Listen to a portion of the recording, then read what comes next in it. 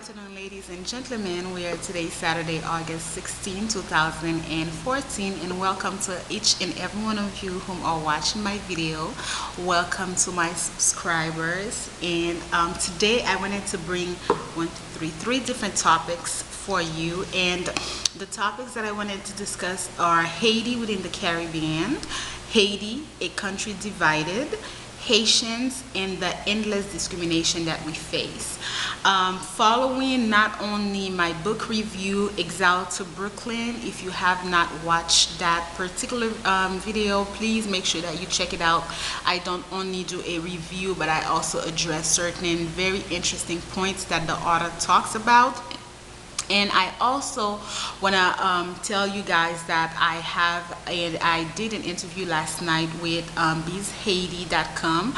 By the time I post this video on YouTube, probably the interview would have aired already, and I will definitely have the link on the description box.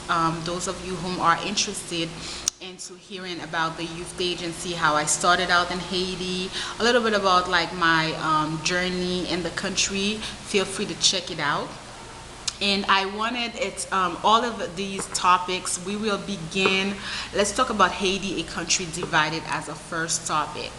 And I wanted to address this particular topic because if you have not watched, there is a documentary that is called, I believe, Haiti, an Island Divided. And I think it's PBS who did that documentary where they addressed the various problems that have occurred between the Dominican Republic and Haiti. I'm pretty sure you guys know about all of these different problems that we've always had among ourselves. But last night, in finishing the interview, Mr. Jonathan asked me a particular question. He said, if you had all the money in the world, if you had all the power that it would took, if your power was more endless, more greater than the presidency, Congress, or whatsoever, Parliament, what would you change in Haiti? What would you change? And I told him that, I responded to him, I said, if I had all the power in the world, I don't believe that I would be able to change what I wished, what I would wish to change. And he said, what would that be? And I said, the Haitian mentality.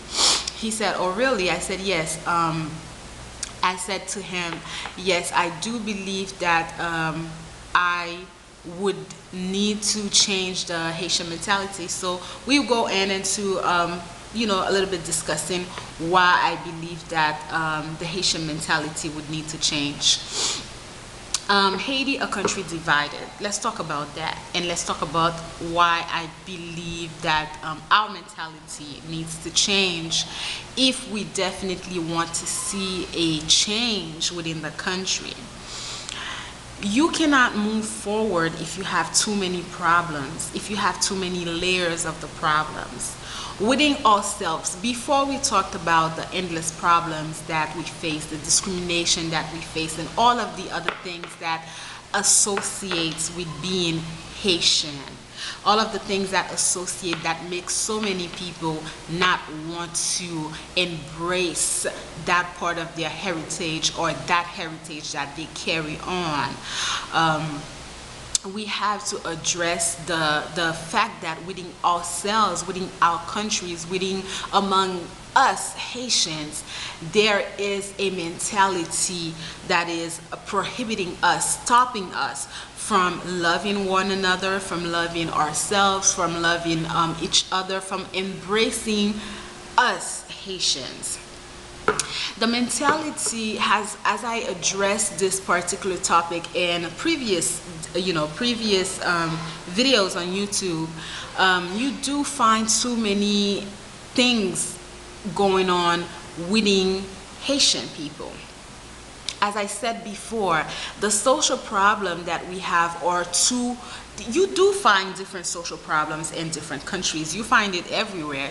We are, as Haitians, we are not the only country where there's a form of discrimination, where there's perhaps prejudice going on. Haiti is not the only country, but I just feel like our problems is just more in the fact that we are such a nation that face so many harsh prejudice among other nations. Our strength would have been in grabbing each other and making sure that we are tight together. If we could make sure that among each other we are so tight, there is no form of division among us, then together we could move and face the endless of the social problems that we face at large. But we are broken as a nation. We are broken. There's so many division. There is such a distinct, when I tell you there is such a distinct mentality going on between people who are at ease, or people who have and people who don't have. I'm telling you, the mentality, the way people are, there is a fear. All right, there is a fear for people. For example, if you have certain things and you see people off the streets, or you see kids come into your door, when it's asked, automatically there is an apprehension, or a fear that, what do you want? Like, you coming to rob me, you coming to do something bad to me, when oftentimes this is not the case. After the earthquake, I remember meeting so many young people who were just lost, young kids who ended up being off the street, who lost their parents, and Haiti still hasn't addressed. As a nation, we had to the earthquake happened, and right after the earthquake happened, when I tell you right after the earthquake, that's probably maybe 4 days after the earthquake happened. It was a survival instinct. So we never grieved the earthquake, really. A lot of us never grieved the people that we buried, or people that we miss, or people that we don't know where they are. There's not a system that was made there. They tried right after the earthquake, before they opened the schools. A lot of organizations came down to Haiti and work in the rural part and the cities, like inner cities, trying to make sure that there was some kind of psychological psychological help for children. But it's still not there. It should have been something that was installed. You have no idea. Like, I've worked in school where even professors, they were quick to tell children that, oh, get over it, like as if everybody moved on. Get over the fact that your parents died. Get over the fact that you had a rubble on you. So we never grieve the earth. We never grieve in Haiti. Sometimes when I look at, let's take the US, and let's take some things that happened, the Great Depression, or you find people, whenever they don't have people are from other nations, then whenever they don't have a job, whenever they don't have something, they're quick to want it to kill themselves. They're so quick to want it to terminate themselves. You find people who want to kill themselves because they lose their jobs, because they don't know how they're gonna pay the next mortgage. And sometimes I say to myself, what if they were Haitians? What if they had to face some of the harshness that we face? Do we ever realize the level of courage that is deeply rooted in our blood? Do we realize that? How many nations do you know would have faced such an earthquake? I was there. I was there during the earthquake. I saw it was bodies after bodies after bodies after bodies. And people had to, it was a survival instinct right after that. Right where I live, around across the street and the corner, there's a cemetery. It was the load of bodies that they had to burn, because it's the smell. A year after the earthquake, you could still smell the dead bodies on the streets, right? We have an endless and unbelievable courage within ourselves as Haitians. I've never seen such courage anywhere. Yet we are not using our strength to empower ourselves, to empower one another, and make sure that we can face the harshness that others are giving to us. Haiti is not going to move forward unless we start to address and realize that yes, there is a social problem going on. There are too many division among ourselves. We don't respect the next person. There is a division between where you live and where you don't live, the color of your skin, the way, where did you go to school. It's too many things going on. We have got to learn how to respect each other and embrace one another. Right? I will give you a story. When I came to Haiti, I was really oblivious. I did not know what I wanted to do with myself. I wasn't sure. It was just a journey. And I used to be at home at the end of 2010 when I came, I was really at home by myself. And at the time, my mother had a particular gardener. And one time I was taking my coffee and he ended up talking to me.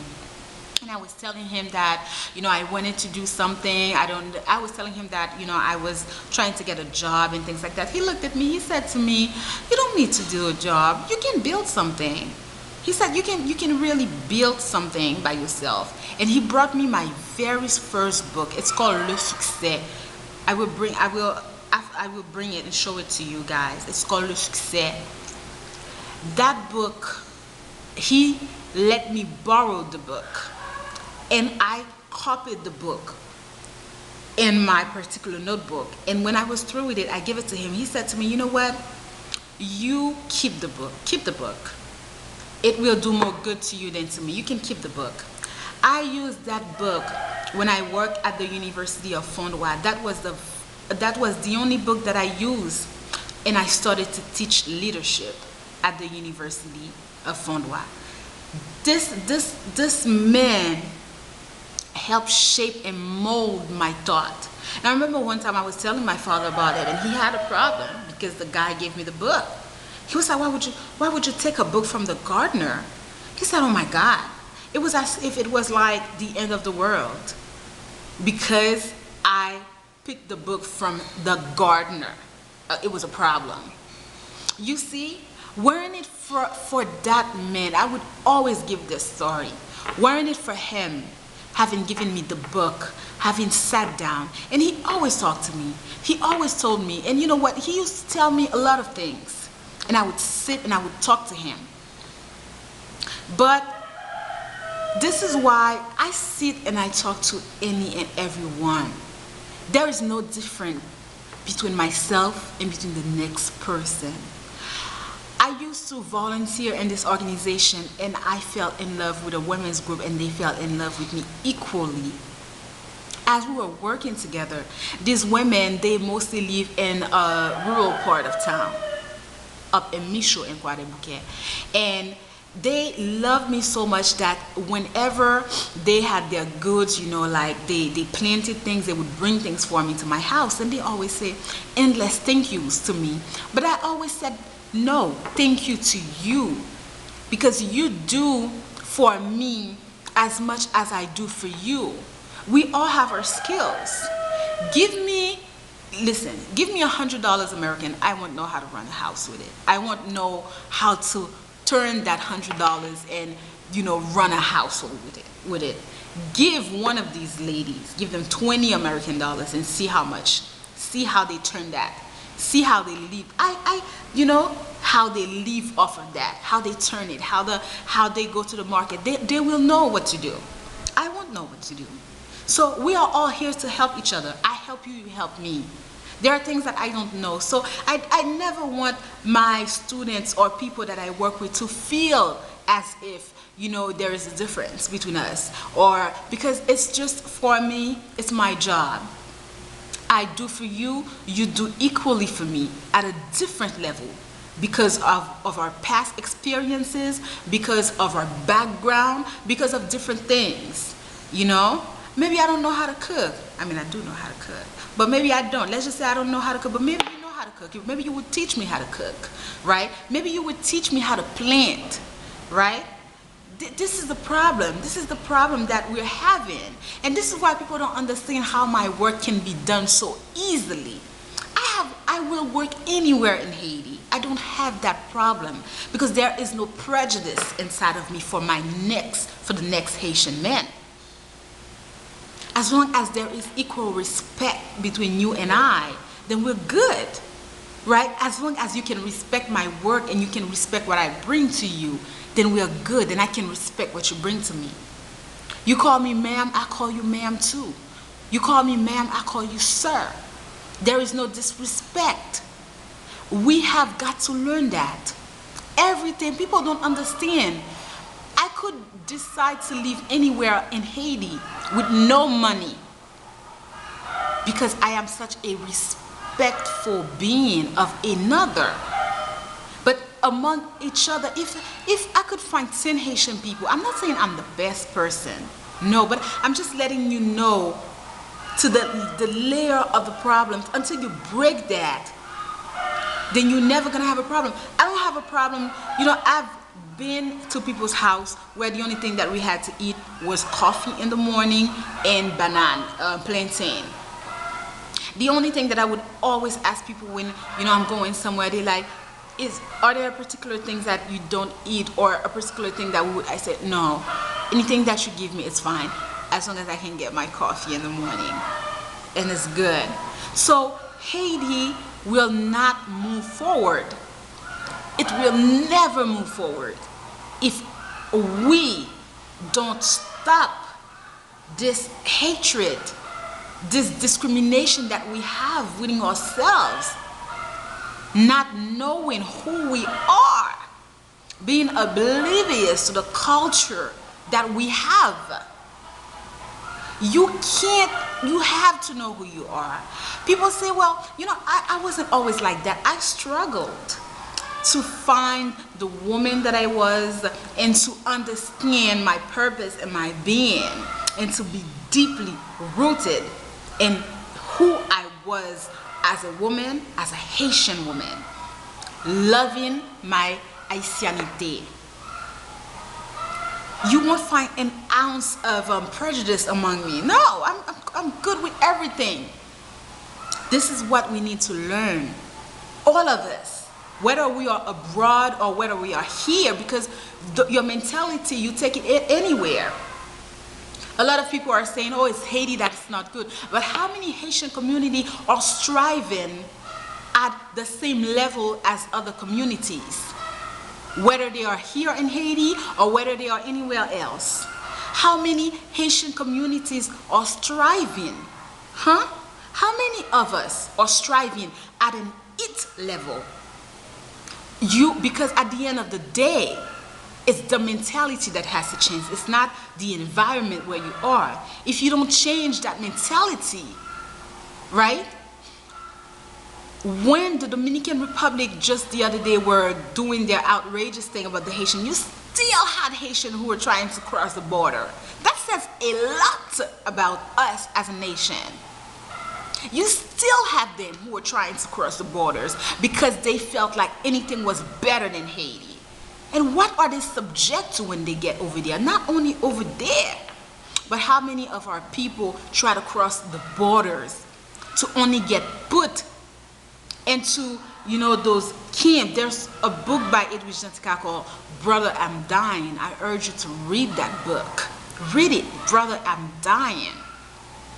So unless we can stop, unless we love being Haitian, unless we understand what it means to be Haitian, we are never going to move forward. Never, never, never. And I stand by it. Haiti is not going to move forward. So that was my message in terms of Haiti, a country divided. Stay tuned for my next question, which is going to be probably Haitian and the endless discrimination that we face.